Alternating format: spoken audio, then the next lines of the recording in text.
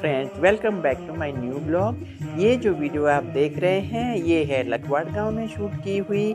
वहां पर जो है भागवत कथा का वाचन हो रहा है और वहां पर कथा व्यास हैं मेरे छोटे भाई यानी कि मेरे मामा जी के बेटे पंडित विपिन उनियाल जी।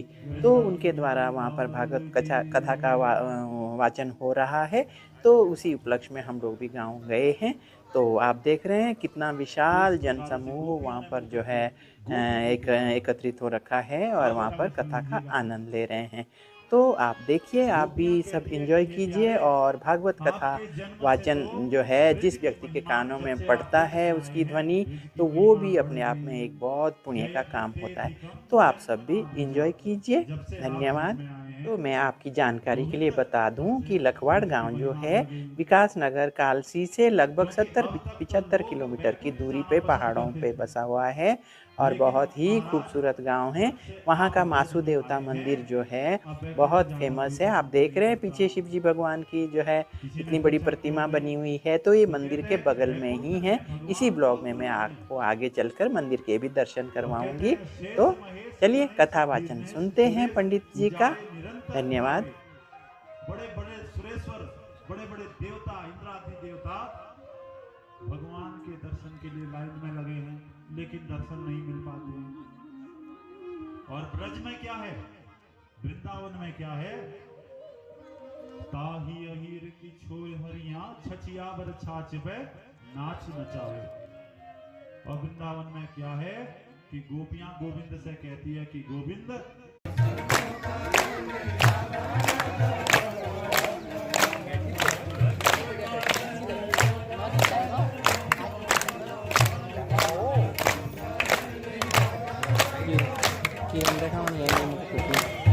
कैमरे में देखा इस देखा ना को हां उन्हें अंदर डाल दो।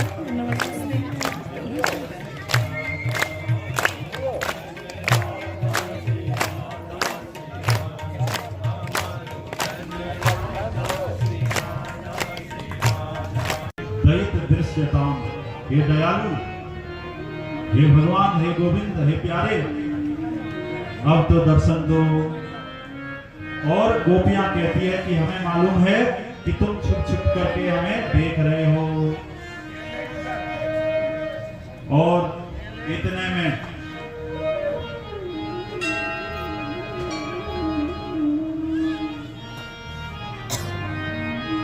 गोपियां कहती है कि महाराज, अगर आप हमको मारना ही चाहते हैं, हमारी जान ही लेना चाहते हैं, तो हमको इतने दिन तक बचाया क्यों? और कहती हैं कि विष जलाप्याद व्याल राक्षसाद वर्ष मारुताद वैद्यता नलाद, कि अगर हमें मारना ही था तो इतने दिन तक हमारी रक्षा क्यों की? बड़े बड़े राक्षस आए हमें मारने के लिए, लेकिन इनसे क्यों बचाया? अरे ये तो वो वाले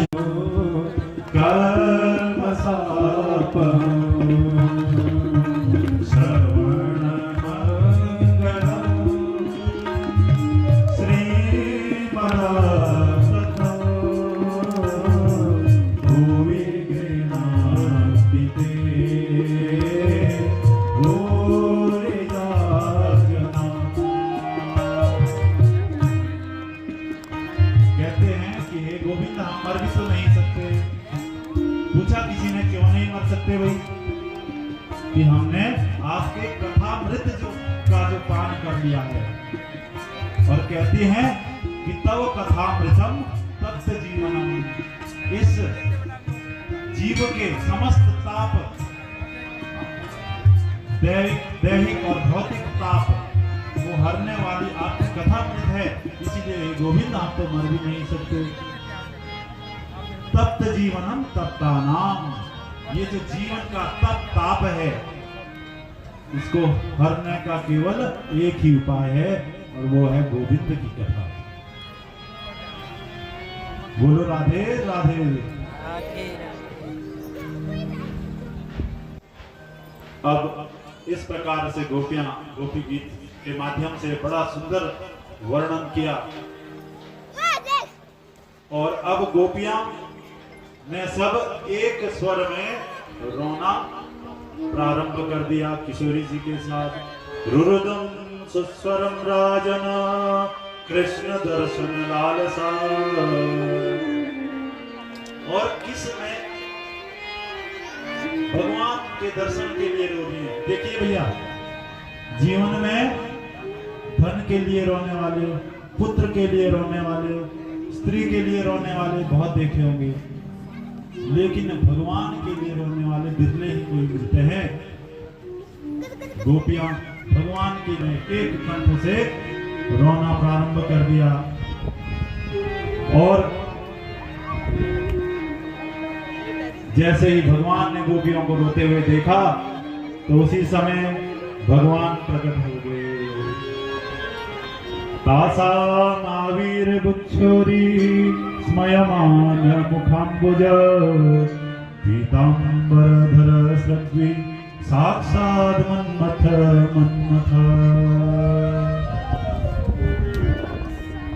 तुरंत गोपियों के बीच मंद मंद मुस्कुराते हुए बहुत प्यारी छटा के साथ गोविंद प्रकट हो गए।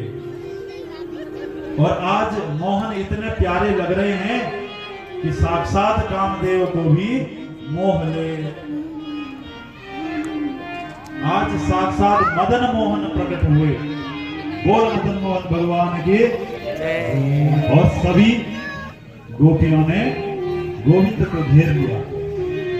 यमुना तट गए, यमुना में डुबकी लगाई और भगवान ने ऐसा दिव्य रूप बनाया गोपी का श्रृंगार करके, और एक हाथ लंबा घूंघट डाल करके पहुंच गए रास मंडल में।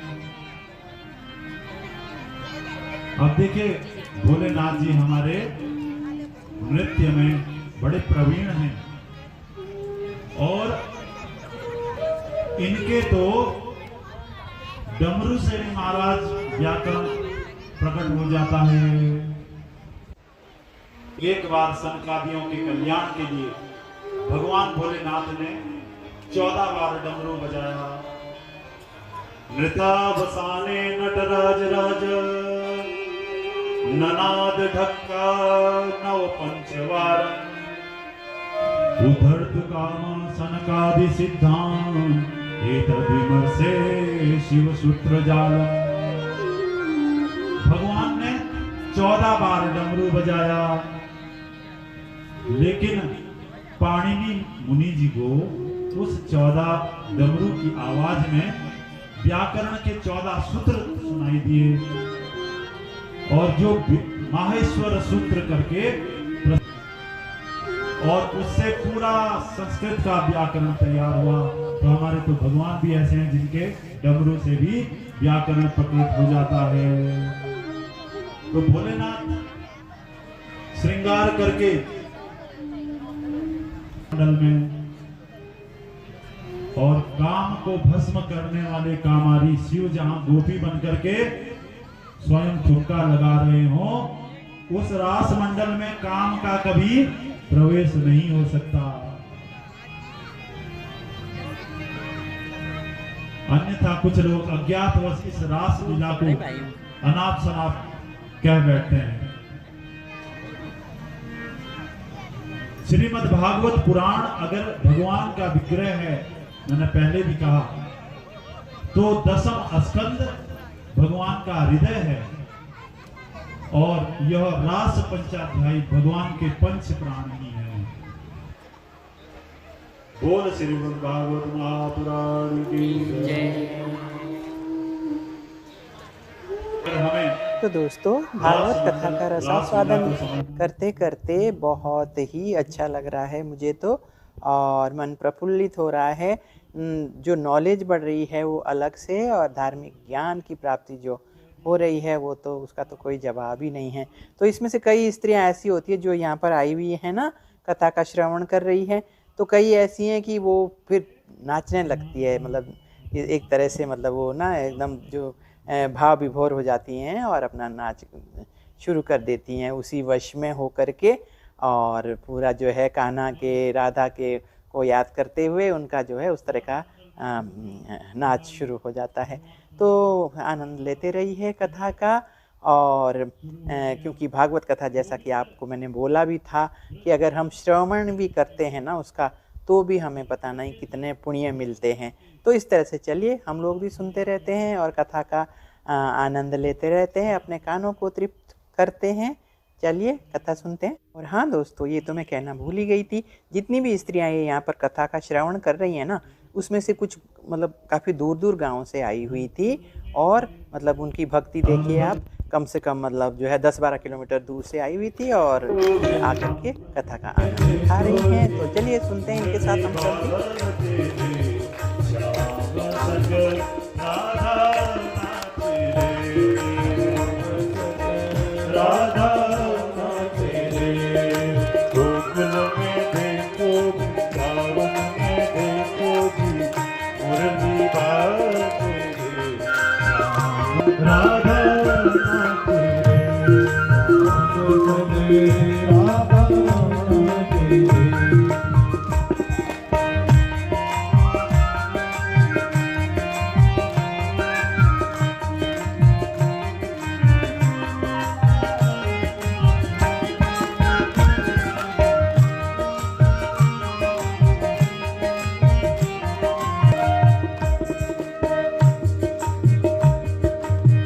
चंद्र किरण सा श्याम सलोना, दो आंखें कजरारी हो। चंद्र किरण सा श्याम सलोना, दो नाचे गोपियन के संग, जग का पालनहारी हो। तुम नाचे गोपियन के संग, जग का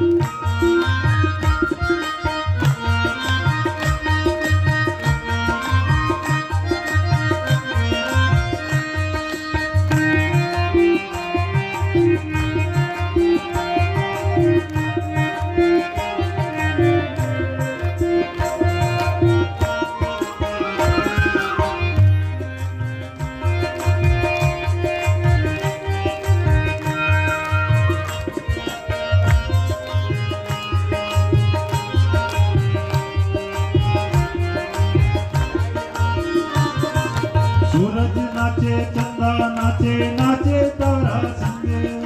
सूरज नाचे चंदा नाचे, नाचे तारा संग। हाँ सूरज नाचे चंदा नाचे, नाचे तारा संग। सूरज नाचे चंदा नाचे, नाचे तारा संग। देख मेरो मन बन गयो सखी पावन वृंदावन। देख मेरो मन बन गयो सखी पावन वृंदावन। रास रच्यो रे, रास रच्यो रे, ओ रास रच्यो रे, रास रच्यो रे। जमुना के तीर का रास रच्यो रे, जमुना के तीर का रास रच्यो रे। ओ बिना बिहारी लाल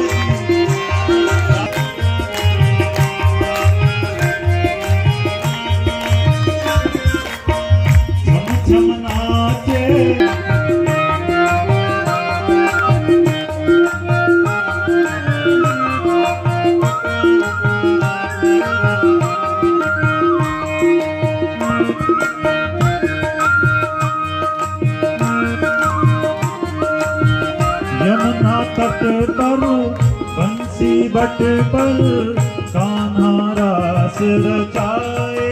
ओ यमुना तट पर बंसी बट पर कान्हा रास रचाए। ओ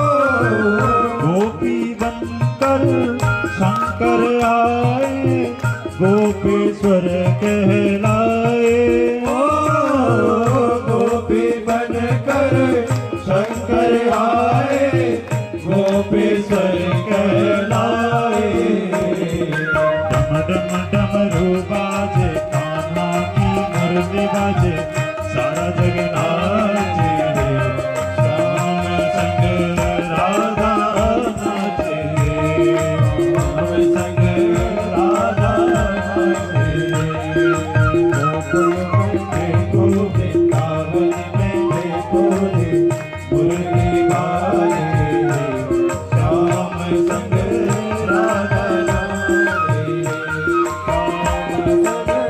राधा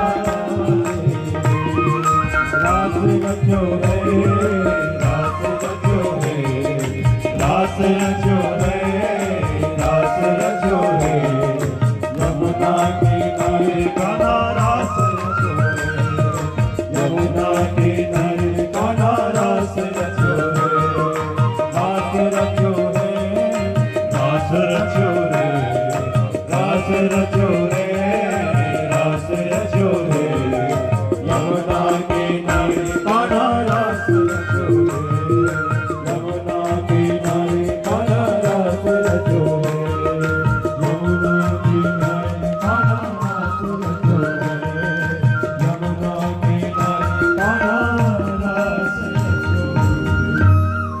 बोलो रास बिहारी लाल की राधा रानी की श्री महासु देवता की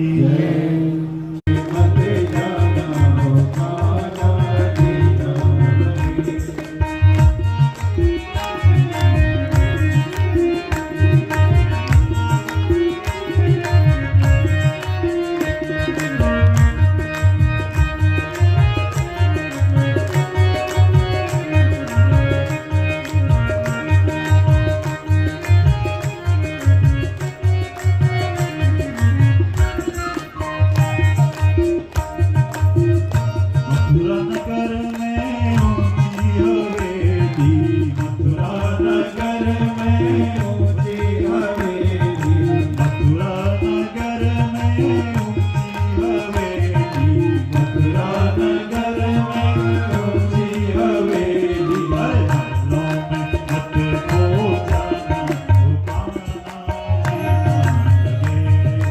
महलों में मत खो जाना रुकाना जीना गाइए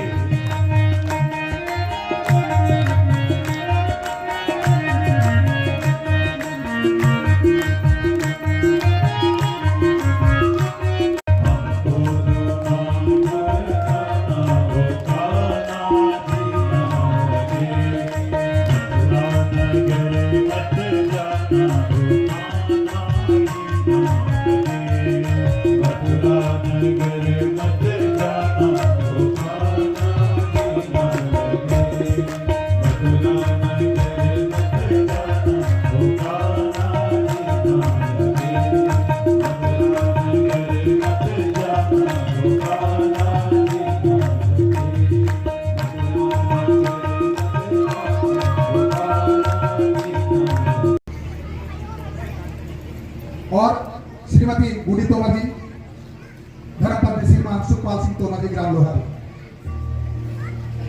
और पत्नी श्री प्रदीप चौहान जी ग्राम लोहारी।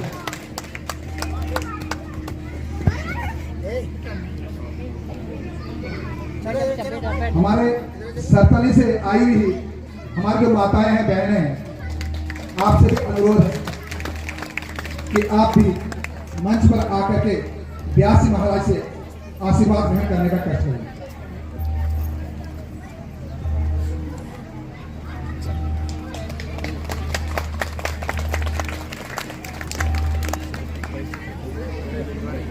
श्रीमान आनंद सिंह तोमर जी, थोड़ा आप हमारी माता बहनों के बारे में हमें जानकारी दें। श्रीमती पुष्पा चौहान जी, आप श्रीमती मीना तोमर जी, श्रीमती संगीता पवार, पत्नी श्री विजय सिंह तोमर जी,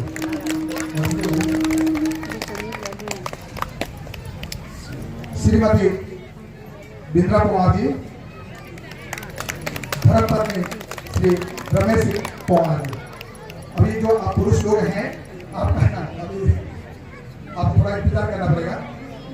हमारे जो कुलदीप ने ही नाम से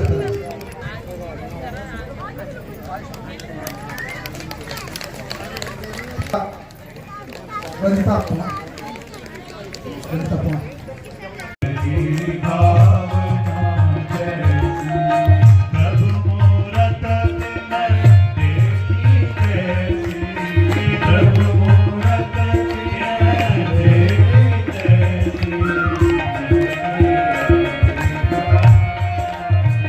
मृत्यु भोगपतेर्विराट विदुषां तत्त्वं परं योगिनां वृष्णिवतेति विदितो रङ्गगतः साग्रज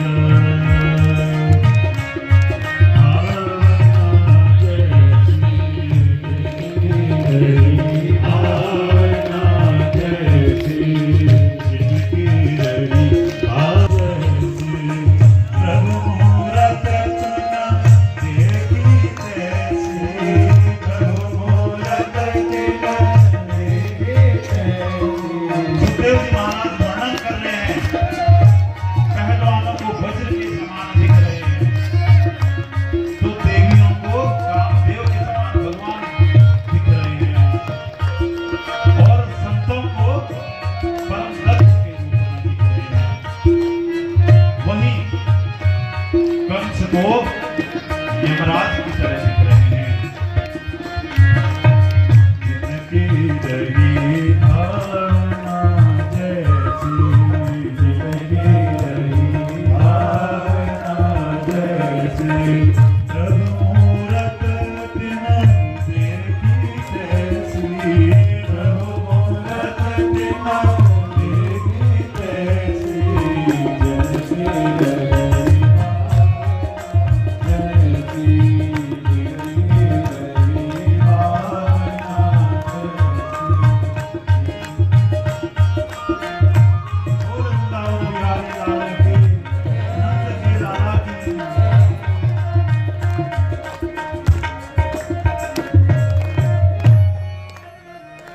जय जय श्री राधे।